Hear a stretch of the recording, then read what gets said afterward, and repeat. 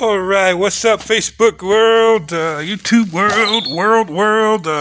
This here is your boy E Money, aka Eugene Roten, aka Unusual E, aka I'm covered in blue dust right now, Black Smurf. So what am I doing here? This is actually an '03 Honda CRV. Somebody backed into the door and they brought it to the shop to get it patched up. So I've spent quite a bit of work on this already. So what I started, the first thing I did is I removed the trim. I got some holes here that I need to clean out before I put the trim back on after it's repainted. So I got a tool. I'm not using the old school traditional dent puller where you drill holes and then have to grind them down and all that good stuff. I'm using a tool now that's a stud pulling machine. Actually, it doesn't use any rivets or anything. It just welds onto the metal of the vehicle and you pull the dent out just like that. How you go about getting a perfectly straight panel? Now, if this was a show vehicle, I would spend quite a bit more time on it. This isn't a show vehicle. This is somebody's everyday vehicle. I'm saving them some money. I am repairing the door rather than replacing it. So it was a pretty nice sized dent across there, and as well as all this down here was caved in. Okay, so how do you get a straight panel? Well, there's no wrong way to eat a Reese's or Twix, like they say.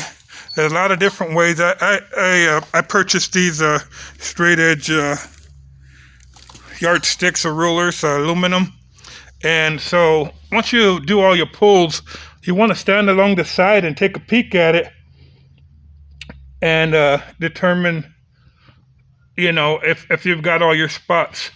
So this straight edge is a perfect example because you can always go along the top of it and you can tell, and you can go down and you can tell how straight your panel is and what needs to be pulled. If you have any grooves, any more dents or anything like that. So I went back, I sanded. Like I said, it's not a show application, but I definitely want to get it as perfect as possible. Yeah, this blue dust is messy. All the stuff, most of the materials are pretty harmful for your lungs. You see I'm a Black Smurf today. I'm covered in blue. I'm getting blue all over my phone. You can't see it, but anyways, I got myself protected. I got my COVID mask on, and it works good as a nice dust shield. See? If you're ever wondering if I do a lot of this stuff myself, yes, I do. I paint, I rebuild engines, I rebuild trannies, whatever. Work on Harleys, whatever comes with the territory. God has really blessed me. So, yes, I do it all myself, and I do actually do the body work, and I do the painting. It lets me know a lot of time that everything is getting done right, and then I don't have to search for, too much for other professionals, or I know who know what they're doing. So, I got 30 years involved in all this. You can rub your hands along the surface and be able to tell you always want to stay clear. You always want to stay clear of oil and not get oil on your workspace. And so after all this is straight, so that the blue stuff is spot putty that fills in the extra little scratches from the sandpaper, actually fills in imperfections also. So what I do, I'll come back and I'll shoot a primer over this after the surface feels good. Surface is everything. Foundation is everything. So if you want a beautiful paint job, you got to spend the time and put in the time. Surface is everything. So after I get this done, I'm gonna put a layer of primer over it, and then after I put the primer over it, enough layers to hide, any extra scratches that I can see in the primer. Then I'll come back once more and sand the surface. I still gotta sand the rest of the surface to get the door ready for the primer. And then after it's ready for the primer, I'll spray the primer and let the primer set up.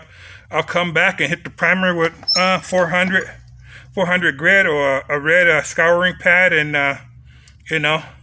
get that nice and smooth. And then I'll blast the base coat over that. Let the base coat set up, 2 or 3 coats of base. Let that set up nice and thick, nice and smooth. Get that on there. You want to always have your guns nice and clean and nicely adjusted. So you gotta eliminate any problem before they occur. So everything adjusted right, a nice clean spray of base on there. And so if you lay down a good foundation all out, all the way from the bodywork up to the primer, up to the base, up to the clear coat, and you do good work, If something happens and you end up with runs and you have to do sanding, if you have a good foundation underneath, it's going to be a better buff job and whatever. But if you got to pay attention to all your temperatures and keep all your room temperatures perfect, and mix all your chemicals right. So it does take quite a bit. Know how to adjust your spray guns, and temperatures, everything.